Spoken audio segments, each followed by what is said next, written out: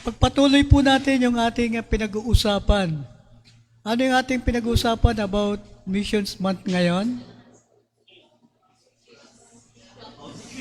Ayan, nakalagay na pala eh. The abounding grace of God. Ayan. Ang tanong ngayon, ano yung unang pinag-usapan last Sunday? It's about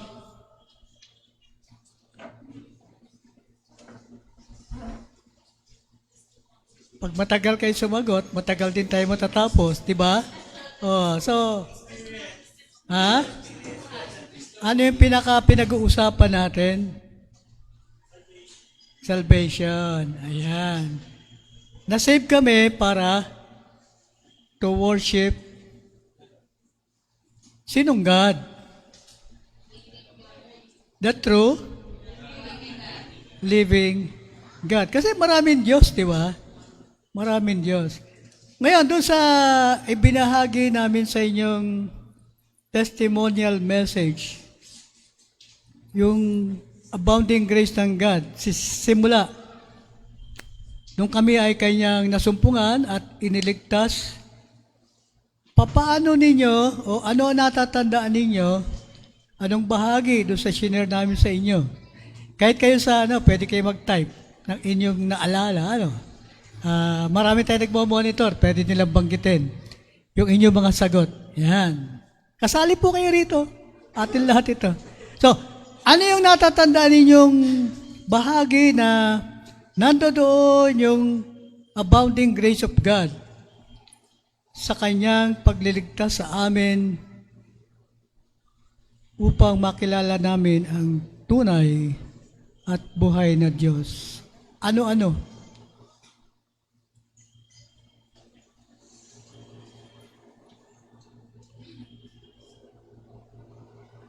Ay, hindi sila nakinig.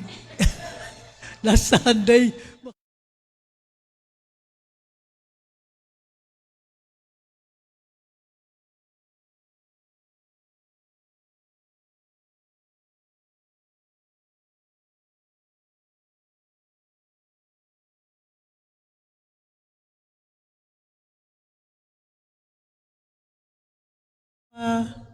Ano? Balik natin yung question. Paano niya kitang sumagana biyaya ng Diyos sa amin? Doon sa pinag-usapan nating niligtas kami ng Diyos para sambahin namin siya.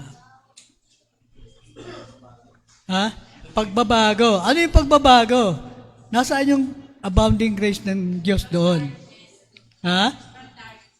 Oh, from darkness. Ano nangyari sa darkness? Saan yung abounding grace? Yan, hindi kami karapat-dapat, pero nasumpukan niya kami, hinanap niya kami, at iniligtas. Ano ba pinagagawa namin noon? Ano yung salungat na yun? Very generic kayo, no? Very generic kayo. Kaya pagdating sa test, nagiging wrong kasi generic ang sagot nyo. Dapat, tumataya sa karera. Nung makilala ko ang Panginoon, nawala ba kaagad yun? Hindi pa, unti-unti pa yan, Ano ba ginagawa ko? Tumataya ako sa karera. Kanino ako nagpe-pray? Anong ginagawa ko para pinupunasan ko pa ng panyo yung kanyang binti, di ba? Halikan ko siya. Ngayon, sumagana ang biyaya ng Diyos, nasumpukan niya ako, niligtas niya, at ngayon, hindi ko na ginagawa yun. Ako ngayon ay direkta na kumakausap sa kanya. Biyaya ng Diyos yun. Hindi ako karapat-dapat. No? Meron pa ba? Isa pa. Baka meron pa. Kay Ate Bel. Ano natandaan nyo kay Ate Bel? Ha? Matalino't bobo. Ano biyaya ng Diyos sa matalino't bobo? Dati ayaw niya ng maitim! Ayan. Ang gusto niya, maputi ba ako? Paano napakasawa niya? Biyaya ng Diyos yun, di ba? Di ba? Gusto niya rin, matalino. Buti na lang, medyo matalino rin ako. Ano? Kaya bumagsak sa maitim, pumasa matalino. Meron dito raw combination, isa matalino, isa bobo. Yun ang sabi nila. Pero wala talagang bobo, no? Pero anyway, yun sabi nila, kaya pasado silang dalawa. Combine, di ba? Biyaya ng Diyos yan. So ngayon, pag-usapan naman natin ngayon, sa second topic natin, yung iniligtas kami ng Diyos para maging witness. Yan. Para maging witness. Next slide please. Hindi nakikinig yung ating nagmo-monitor. Busy sila kasi cellphone, ano? Ayan. Ayan. Kami ay niligtas din para maging witness of the true living God. For missions. Okay. Bago tayo pa pumalaot sa usapang missions, ano?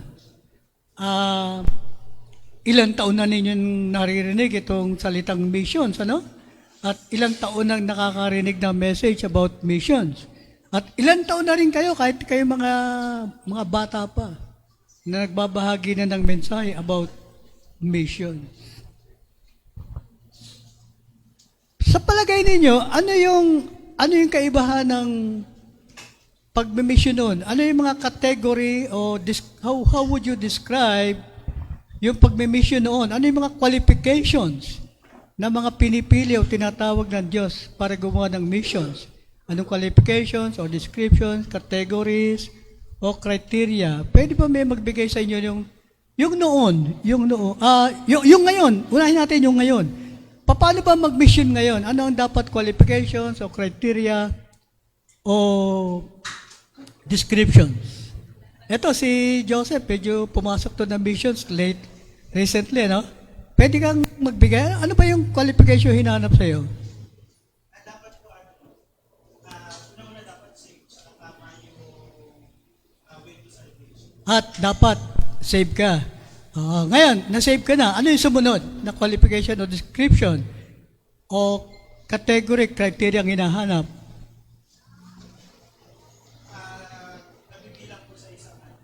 Nabibilang sa isang church. Okay. Dapat may church membership siya. Okay, ano pa?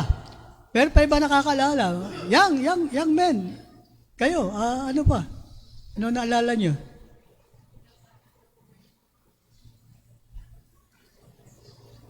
Robert Brother Robert, anong pagkaunawa mo ngayon sa pagbimisyon? Paano ba pagbimisyon ngayon?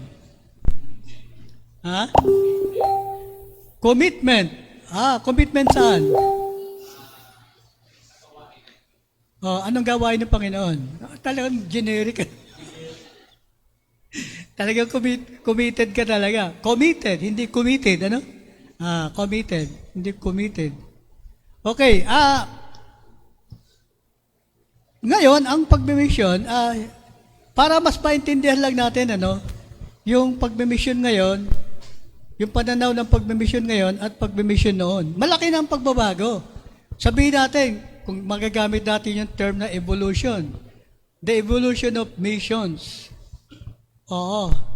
Sa ngayon, ang mga magbimisyon, maliban doon sa binanggit ninyo, dapat save siya, dapat member siya ng church. Okay?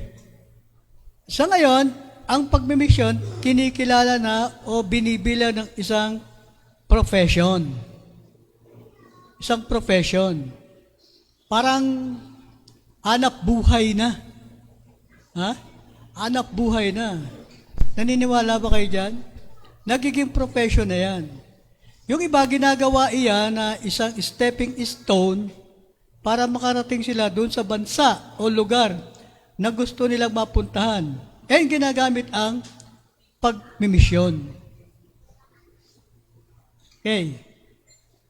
Pinapaunawa lang namin sa inyo yung what is going now. No? Tapos, ngayon, kinakailangan, pag pupunta ka sa mission work ngayon, lalo sa mga unreached, yung mga malalayong lugar, kinakailangan talagang you are financially fully supported. Okay? Dapat financially supported ka. At ngayon, hindi ka naman pwedeng magmisyon sa iba-ibang lugar. lalo sa mga restricted countries, kapag ka wala kang mga legal documents na ikaw ay nakatapos, halimbawa, may masteral ka, may degree ka na natapos, dapat well-educated ka na rin. Yan ang ilan lamang sa mga pagbabago sa pagbimisyon sa ngayon, na nangyayari sa missions ngayon. Actually, para mabanggit lang namin sa inyo, I think it was a week or 2 weeks ago, meron kaming kausap. Kasamahan namin sa isang group. Biglang nag-text sa amin, nag-message sa amin sa messenger. Brother Sunny, sabi ganun, ano ba to? Ano ba yung missionary? Sabi niya, bakit? Ano nangyari? Tanong naman namin. Kasi ito, nagme-mission na daw siya, missionary na daw siya. Tapos, ito, nagre-raise ng funds kasi pupunta daw siya doon sa ganitong bansa. At pagkatapos, pinakita niya yung picture ng isang prominent na wife ng isang prominent church, a mega church, na siya ay nakapicture doon. At ipinakikilala na siya ay missionary na ng church na yon at ini-imply na approve nitong nagpa-picture siya, kung sino man yun. Okay? So, ano ba ito? Ito, ang pagkakalam ko dito, hinatak niya lang to si blah blah blang asawa ng prominent na pastor sa isang prominent church, sa isang mega church. Nagpa-picture. Tapos ginagamit niya na yung picture ngayon para mag-raise ng funds na siya daw ay missionary at pupunta sa ganitong lugar. So that's happening in missions now. Before pandemic, may nakausap pa kami, pinakilala ng kaibigan din namin, pagkatapos sila daw ay nagme-mission din.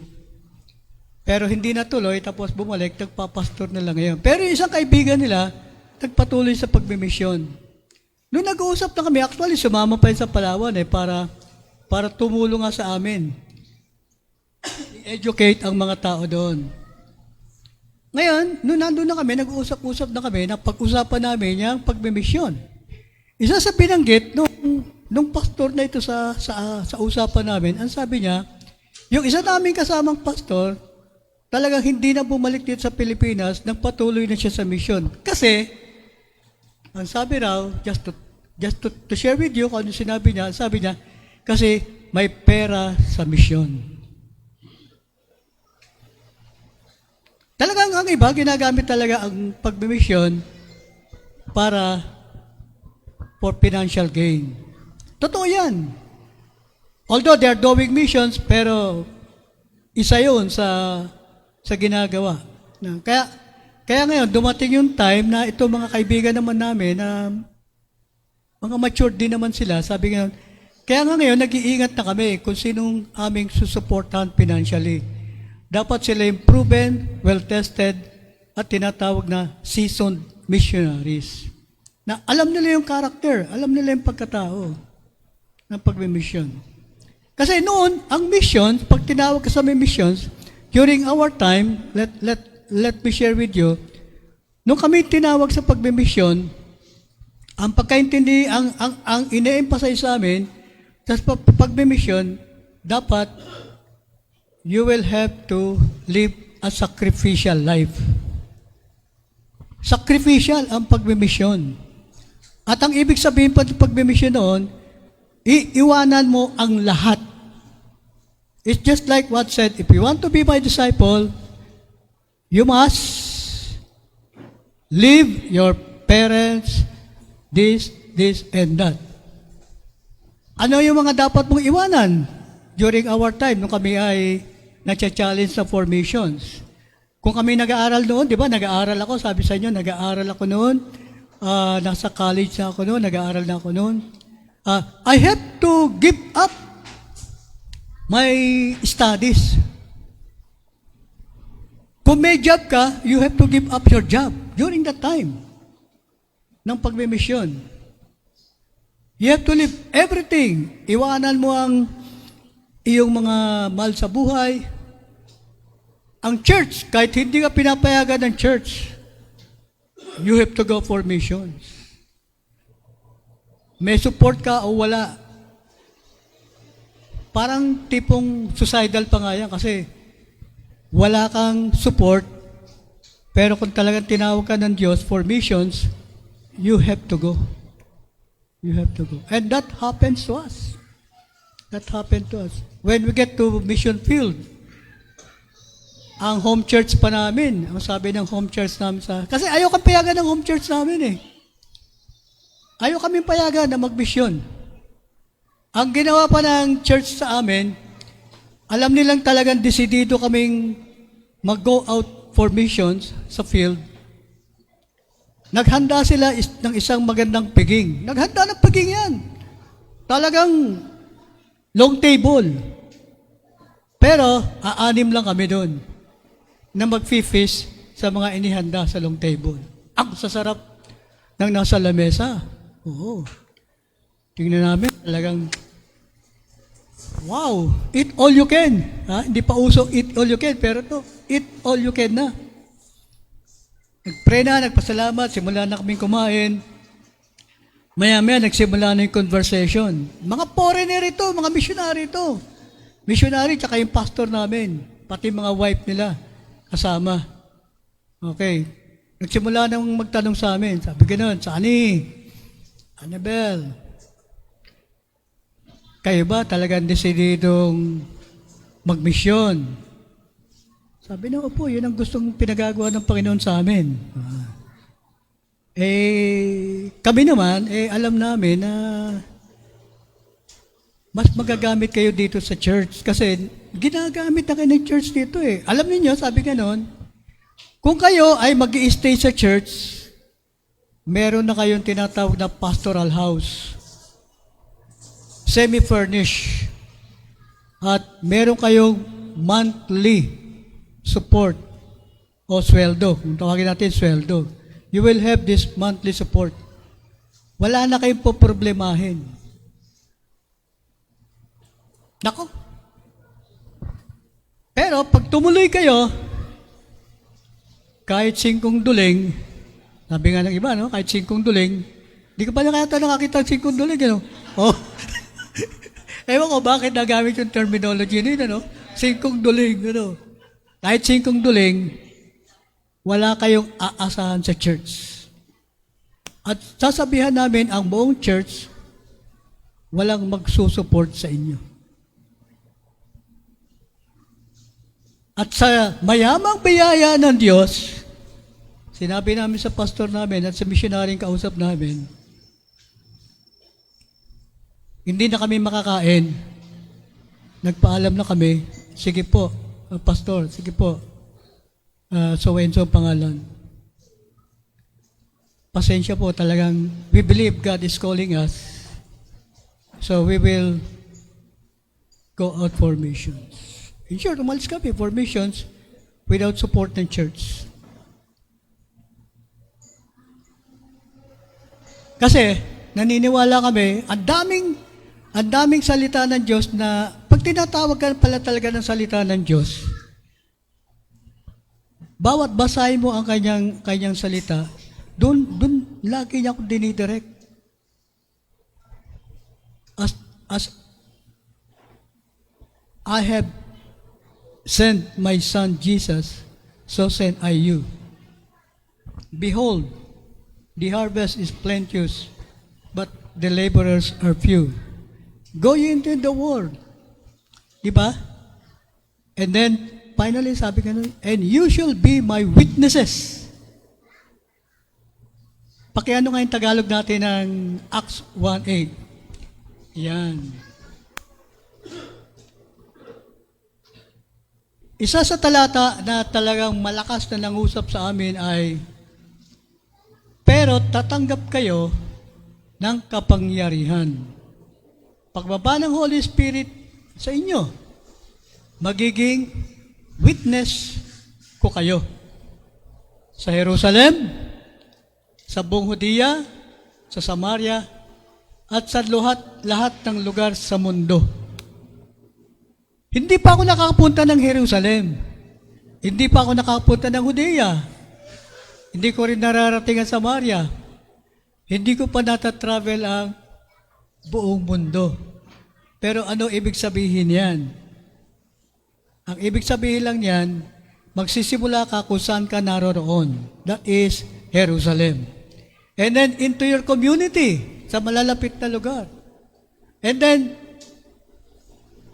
parang overseas, and then to the uttermost part of the earth. Yung mga unreached, unengaged people group sa ngayon na tinatawag. So, ang pagmimission ngayon, hindi lang yung pupunta ka na ngayon sa magta-travel ka sa iba-ibang lugar, sa malalayong lugar, to cross overseas. Kasi, yung mga tao ngayon na yan ay nandirito na sa Pilipinas. Dati, missionaries should go to Korea, should go to Japan, should go to China, di ba? Should go to India. Halos nandito na lahat yan sa Pilipinas Mga people group na pwede nang abutin for missions. Kaya another development na missions ngayon, ang Pilipinas ang naging missions sending field. Sinasabi na hindi na mission field ang Pilipinas. Mission sending na. At the same time, it's now a mission field. Kasi, ang dami ng iba-ibang lahi na naririto sa atin. Kaya kami, nung tinawag kami ng Panginoon talaga, is to be a witness. Ano ba yung witness? Pag sinabing witness, anong qualification ng witness? Nasaksihan mo, di ba? Ng eye to eye. Narinig mo ng maliwanag. Ear to ear. Pero, na-witness ba namin si Christ personally? Yes! We encountered Jesus Christ personally, but not physically. Di ba? Na-witness namin yan. At naririnig namin ang kanyang salita by His Word, through His Word.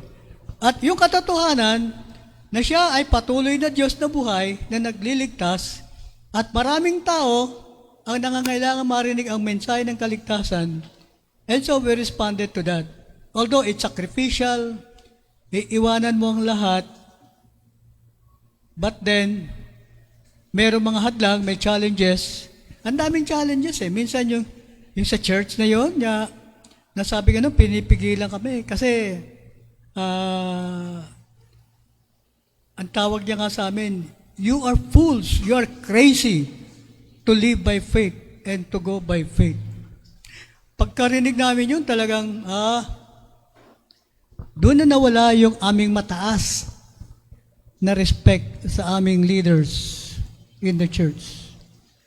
Gagamitin yung term na living by faith is foolishness. Whereas, in the Word of God, maraming sinasabi, men shall live by faith. Mabubuhay tayo sa pananampalataya. And without faith, we cannot please God.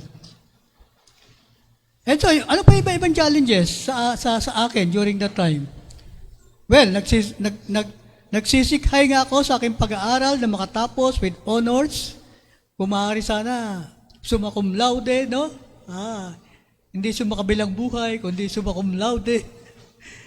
Pero, challenge sa akin yun. I-give up ko yun. And I was aspiring for that honor nung nag-aaral na kami. Sabi ko, mabibigyan ko na ng magandang kaginhawaan ang aking mga magulang. Pagkatapos, I was already in a relationship with Ate Bel. Sinagot niya na ako noon. Oo. Ngayon, sa loob-loob ko, kung ako ay mag-respond na rito, paano naman yung puso ko? Di ba? Paano ang puso ko? Ayan. Tapos, paano yung pangarap ko sa aking mga magulang, sa aking mga kapatid? Mawawala lahat yun. But by God's grace, by His abounding grace, binigyan niya ako ng iba yung biyaya para tumugon ng katanungang, where are the men? Who shall I send? yung tugon ni Isaias ay naging tugon ko during that time. Here I am, Lord. Send me. Send me. The challenge noon, where are the men? Whom shall I send? And the response in faith is, here I am, Lord. Send me.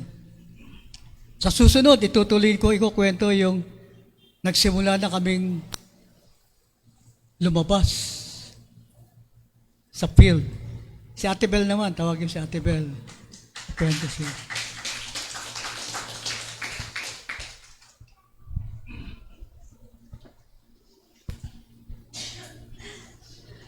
Magandang araw uli sa ating lahat. Dapat ngayon, kailangan yung hindi na suplada yung matandaan nyo, no? Dapat ang matatandaan nyo yung bagong Ate Bel na, no? Kasi nahihiya ako sa Panginoon talaga eh. When I look back at my life, sabi ko, ang bait-bait mo, Panginoon, pero napakasalbahe ko. Kaya nga, grace ang tawag eh, undeserved. Undeserved natin, hindi natin deserve. Katulad ng nabanggit ko sa inyo nung nakaraang linggo, lagi kong naririnig ang salita ng Diyos. At ang isa pang naririnig ko, madalas, ay ito, only one life, it will soon pass. But only one life for Christ will last. Ano kaya yun? Sabi ko, isang buhay lamang ang meron ako at iyon ay magwawakas. Pero may isang buhay na ipinamuhay mo para kay Kristo Jesus at iyon ay walang katapusan. Ano ang pipiliin ko? Sabi pa sa Matthew, if you love these things more than me, you are not worthy of me. You are not worthy to be my disciple. So many challenges as I grow my faith in the Lord Jesus. Isang napakahalagang talata na hanggang ngayon nasa puso ko ay yung John 15:16. Diba last Sunday, naibahagi ko sa inyo John 15:13. Greater love hath no man than this, that a man lay down his life for his friends. Ngayon, sabi niya, you have not chosen me, Dondon, but I have chosen you, so that you may bring forth fruit, and that your fruit should remain, that whatsoever you ask the Father in my name, I will give it to you. Napaka-halagang mangat pangako ng Diyos. At hindi ko makontain sa aking kalooban. Paano yun? Katulad nga ng nabanggit ko. Siyempre, may puso ako umiibig. Meron akong mga pangarap sa buhay. At meron akong mga gustong abutin. Pero, kapag ka pala iyon ang pinairal ko sa aking buhay, sa aking kalooban, iyon ay magwawakas. Madali lang matapos. Pero pag pinili ko, ang sinasabi ng Panginoon sa akin, seek ye first the kingdom of God and His righteousness, and all these things shall be added unto you. Katulad ng nabanggit ni Kuya Sani, at that time, when God is calling me and preparing me for the mission field, diba nabanggit ko nga sa inyo na simula nung nakakilala ako sa Panginoon, ang tingin ko sa lahat ng mga lumalakad na tao, sa palengke, sa kalsada, sa lahat, titingnan ko yon, naku, baka pupunta yun sa impyerno, kailangan makausap ko yun. Ganon yung passion ko sa lost. Kaya, noong dumating yung panahon na ako ay tinatawag na ng Panginoon para to do missions work, paano yun, Lord? Iiwan ko ang lahat? Iiwan ko yung pamilya ko? iiwan ko ang trabaho ko at ang patuloy na pag-aaral ko, at saka iiwan ko yung nobyo ko. Eh di ba sabi ng daddy ko, pagka daw ako na in love at sumagot sa isang lalaki, yun na to talaga yung mapapangasawa ko. Walang ibang boyfriend, isa lang. Napaka-stricto ng tatay namin. One man, woman. One woman, man. Mga ganon. Kaya, syempre, ito ay nagbigay ng malaking problema sa akin. Kasi, naobyo ko na si Kuya Sani, katulad ng nasabi niya kanina. Pero alam niyo, sabi ng Panginoon, seek ye first, yung version na binigay sa akin sa Matthew 6:33. Seek ye first the kingdom of God, and Sani shall be added unto you. O, di ba?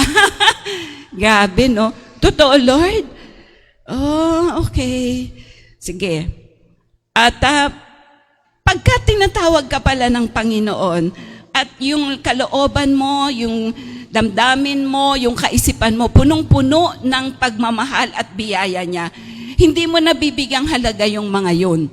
Kasi alam mo, hindi ka pagkakaitan ng Diyos ng mabuting bagay para sa iyo. So, sa maikling salita, tumugon ako sa Panginoon, sa tawag ng Panginoon. Pero hindi madali nagkasakit muna ako. Pinagkamalan muna akong dalhin sa mental hospital. Totoo po ito. Dinala ako sa Rizal Memorial, sa center, sa Pasig. Doon. Kasi nga, nawalan ako ng ng ulirat na nahimatay ako. Pero, alam nyo ba, kung ano sinasabi ko noon, ibang salita.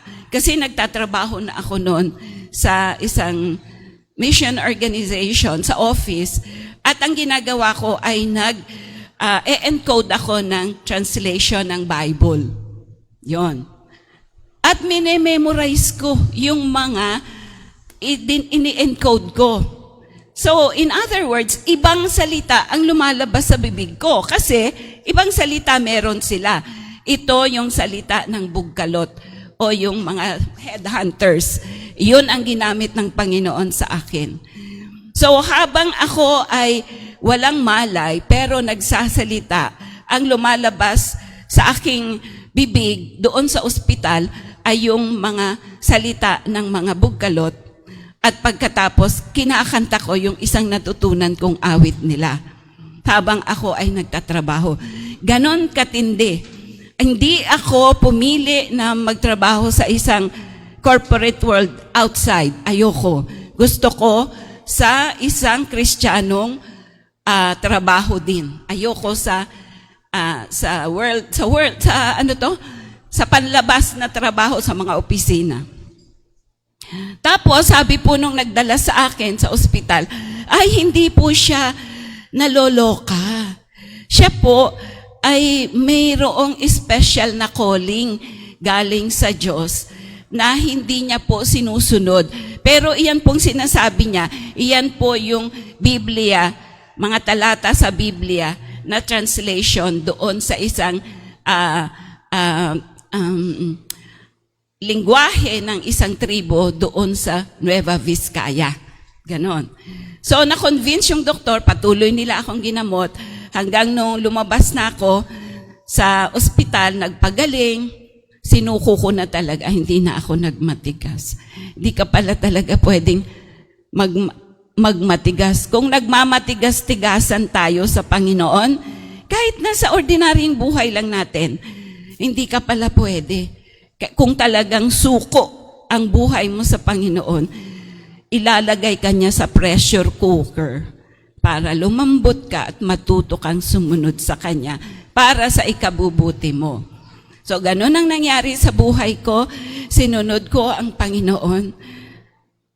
At alam nyo, no regrets. Talagang grabe ang Diyos. Alam nyo, lahat ng hinangad ko, yung akala kong on my own strength, I can do it. Hindi, pinalitan niya, sabi, unahin mo ko anak, at ako bahala sa lahat. Yung gusto kong mapag-aral ng mga kapatid ko, nakatapos. Pinagtapos niya. Mas matataas pa nga yata sa akin ang kalalagayan ngayon. At yung kahit na yung pamilya namin, wala po kaming sweldo. Mga love gift lang, katulad, sabi ni Kuya Don, you are supporting us. Yun pong maliliit na yun. At yung mga pangangailangan, God is the one providing. Hindi ako mapaniwalaan ng mga tao. Sabi, paano kayo nabubuhay kung hindi kayo walang sweldo? Wala po talaga kaming sweldo, per se. Pero ikaw, sino ba ang employer mo? Kuya Marvin. Saan ka naka-employ? City Government of Manila. Ayan, city government. City government nagpapasweldo sa kanya, di ba? Magaling, no? Pero ako, sino employer ko? Tanongin niyo ko. Sino nag-employ sa akin? Sino nagsabing, dito ka, mag-enlist ka dito? Sino? Yan. Di ba? John 15:16. You have not chosen me. Hindi ko siya pinili. But He has chosen me to go and bring forth fruit. So I responded by faith. Kaya nung naranasan namin yung rejection sa aming senior pastor, sa missionary, na living by faith is unscriptural.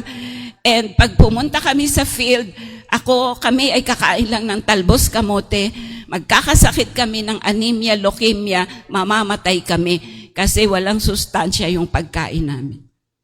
Alam niyo po, lahat ng yon ay puros mali. Kasi ang sasarap ng pagkain namin, lobster, yung mga matataas ang pagbibigay ng kolesterol, mga gano'n nung nasa field na kami. Mga lapu-lapu, kaya ko bang bilhin yun kung ako ay ordinaryong empleyado lamang? Di ba hindi? Nakakalipad, nakakasakay sa eroplano, nakakapunta sa ibang bansa.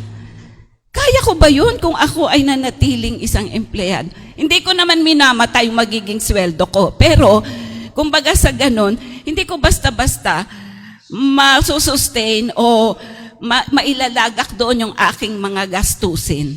But when the King of Kings and the Lord of Lords call you to serve Him, grabe naman, ha?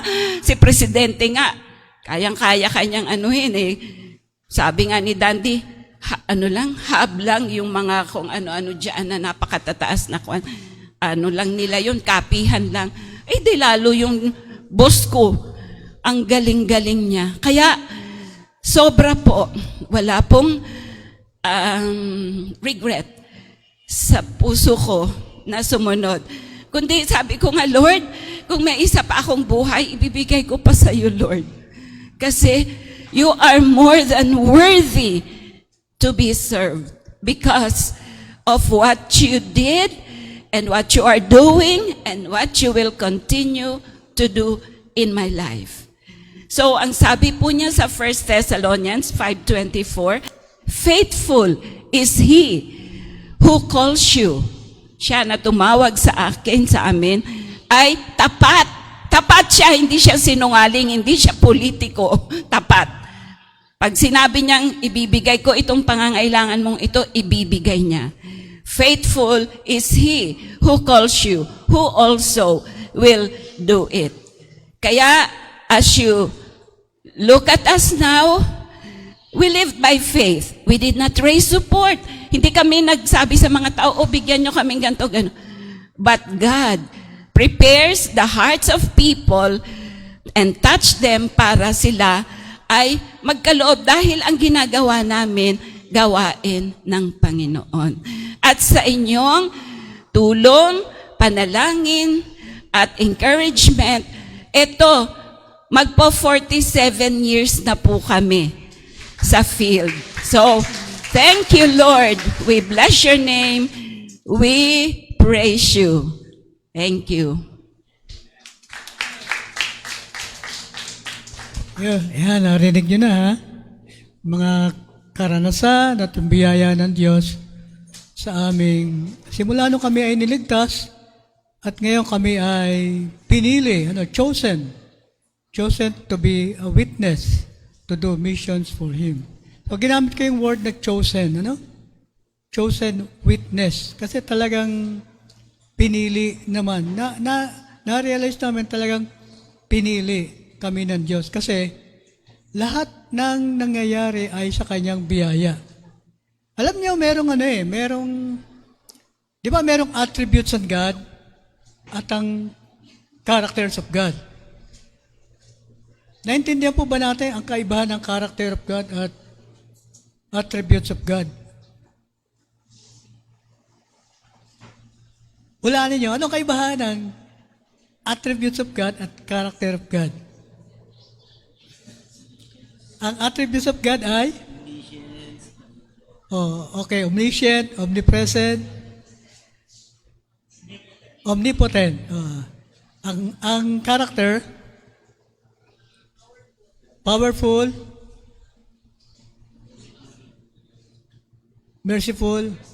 Anong kaibahan ngayon nun? ano kaibahan ngayon ng character?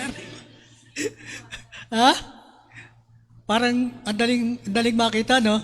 Yung attributes may omni. Yung character, walang omni. Kasi sabi, omnipotent, all-powerful, attributes yun. Pagdating ng character, powerful, nawala na si omni. Di ba? Okay. Pag attributes of God, well, I'm not a theologian, pero sa pag-realize ko, pag sinabing attributes of God, these are God's qualities or attributes na hindi niya pwedeng ipasa kanino man. Sa tao, sa atin, hindi niya pwedeng ibigay sa atin. Pero ang character of God, na ibabahagi niya sa atin. Imagine, isang character ng God, His holiness. Na i-impart niya sa atin yan. Di ba? His being kind. The fruit of the Spirit is love. Yung mga unconditional love na yun, pwede niyang i-impart sa atin. Pero merong isang attribute ang God na dahil sa kanyang pag-ibig, yun ay naibabahagi niya rin sa atin. Alam niyo kung ano yun? Yung kanyang pagiging omnisapience. Pag sinabing omnisapience, it's for eternity to eternity. Pero another explanation of that is yung all-wise.